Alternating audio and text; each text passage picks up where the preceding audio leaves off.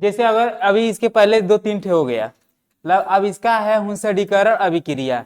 तो अब ये भी एग्जाम के दृष्टि से बेहद इंपॉर्टेंट है। ये एक प्रकार से कह सकते हैं ना, आईएमपी क्वेश्चन है, जो कि ये कई बार पूछा गया। अगर पिछले साल का जो है मॉडल पेपर उठा के, सॉरी क्वेश्चन पेपर उठा के देखोगे तो उसमें ये मिल ही जाएंगे।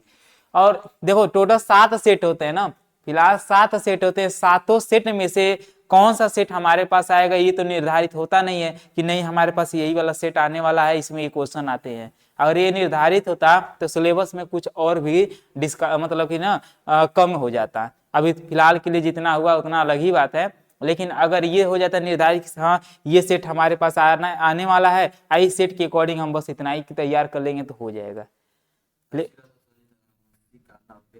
90+ ला देते हैं।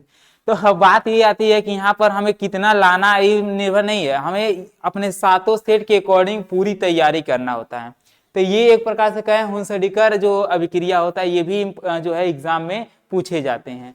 तो जैसे इसमें क्या है कि वसा अम्ल के साथ सिल्वर लवर को क्लोरीन या ब्रोमीन, ये ध्यान, या तो क्लोरो होगा या ब्रोमो होगा, इन दोनों के साथ CCl4 की उपस्थिति हमको दर्शाना CCl4 की।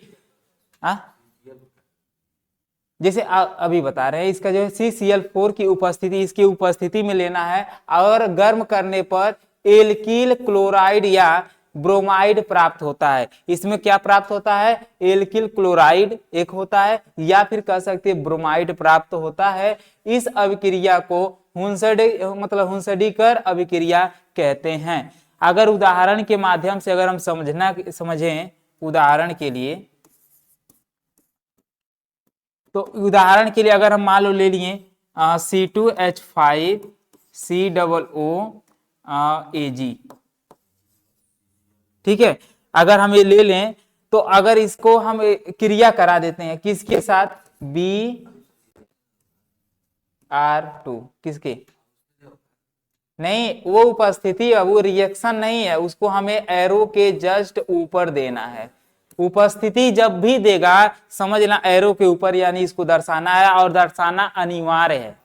अगर उपस्थिति अगर दर्शाओगे नहीं तो जाहिर सी बात है वो क्या हो जाएंगे, गलत साबित हो जाएंगे। देखो कभी शुष्क ईथर, अभी इसके पहले क्या था, शुष्क ईथर था, इसके अब ये आया है। कभी कभी इस पर देता है सोडियम क्लोराइड, चाहे सोडियम हाइड्रोक्साइड की उपस्थिति दे देता है, चाहे अन्य कोई यानी हाइड्रोजन की उपस्थिति ओनली दे देता है, कभी ऑक्सीजन, ऐसे मतलब कि हाँ वो लिखना होता है। और किस में होता है ये ध्यान देना, जैसे ध्यान देना हुंसडीकरण में जो होता है CCl4 होता है।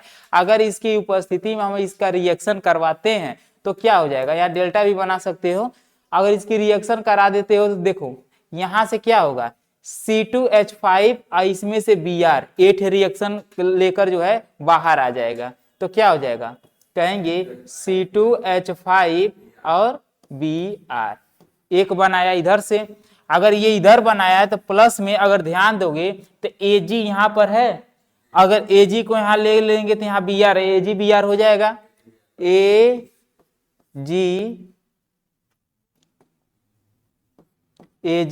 Br एक ठे यहाँ बनाया। अब देखो यहां से हमने इसको ले लिया, इसमें से एक ले लिए, फाइनल हो गया, ये भी बन गया। अब यहाँ बचा क्या, COO बचा है। तो भाई कार्बन डाइऑक्साइड का नाम सुने ही हो, तो यहाँ CO2 बन ही जाएगा।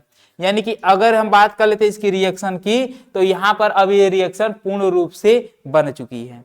रिएक्शन कराने का तरीका यही है कि यहाँ से इन दोनों को लेकर इसमें से एक ब्रोमीन को उठा लिया है। तो जब यहाँ एक ब्रोमीन को उठा लिया तो यानी कि ये दोनों आपस में हो गए। अभी एक ब्रोमीन को उठाया है, अर्थात अगर हम इसको ऐसे लिखना चाहें, अगर इसका लिखना चाहें तो ऐसे भी कर सकते हो, ब्रोमीन है ना, ऐसे कर दो Br और यहाँ एक और Br लिख दो। तो मान लो एक Br को कौन ले गया, C2H5 ले गया, और यहां से एक Br को कौन ले जाएगा, Ag Br ले गया। Ag क्या है, सिल्वर है, तो सिल्वर ब्रोमीन हो गया।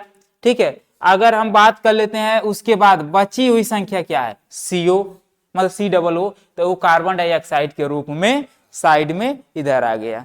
तो इस तरीके से जो है यहाँ पर बनेंगे। क्लियर है, तो ये इसका उदाहरण हो गया। अब इसको बना लो, नाम भी दर्शा लेना इन लोगों का।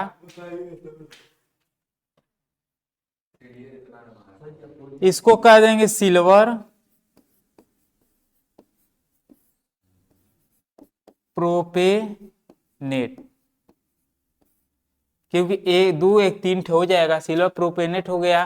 और इसको इसको तो जान ही रहे, एथिल ब्रोमाइड, इसका को नाम बताना है, ये नहीं है, एथिल ब्रोमाइड। आओ तो जान ही रहे, सिल्वर ब्रोमाइड हो गया, हो कार्बन डाइऑक्साइड हो गया, बाकी कोई इसमें ज्यादा दर्शाना नहीं है, ठीक है।